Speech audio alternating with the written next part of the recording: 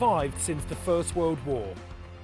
But first though, it's time for Ed and I to tackle an icy abyss that spells danger to anyone in the high mountains.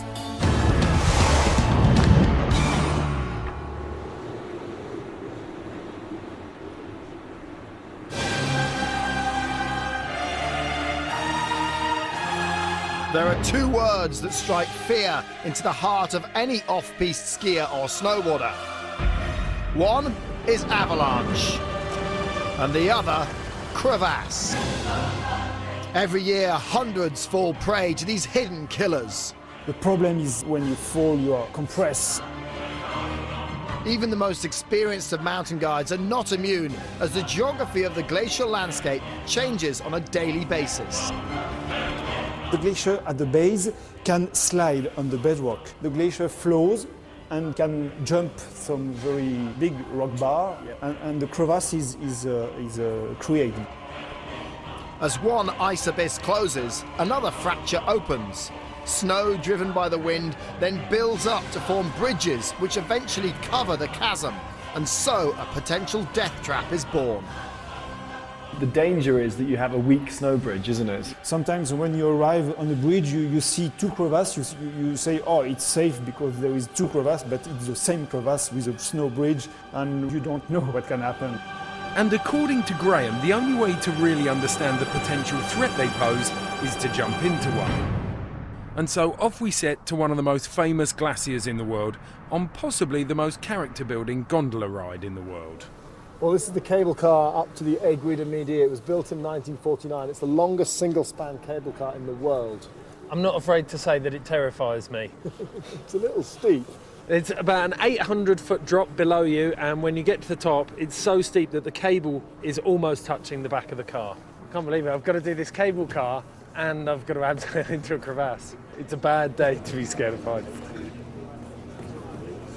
And just when I thought I'd done the vertigo thing, there was an added bonus at the top. To get to the glacier, you have to walk down this path that's kind of got a drop on one side and a drop on the other. We're at 3,800 meters. You can see right down to Chamonix below. We're skiing the Vallee Blanche. We've got a couple of guides. It's important when you're skiing on a glacier, if the guide stops, you always stop above him, because he may have stopped because there's a big crevasse in front of him. The last thing you want to do is shoot below him and fall down the crevasse. You're making that way harder than it needs to be. Just don't go out of the guide's tracks and never overtake him. Perfectly undemonstrated by Graham. So, onto the glacier we ventured, but our journey was not without drama.